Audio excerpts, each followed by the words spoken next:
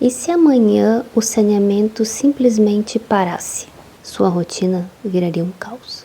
Mas você sabe o que é saneamento? Oi, eu sou a Keila, engenheira química e fundadora da Ozônio Engenharia. Saneamento básico é um conjunto de serviços que garante água potável na torneira, coleta e tratamento de esgoto, destinação correta do lixo e drenagem da água da chuva. Sem isso, as cidades colapsam.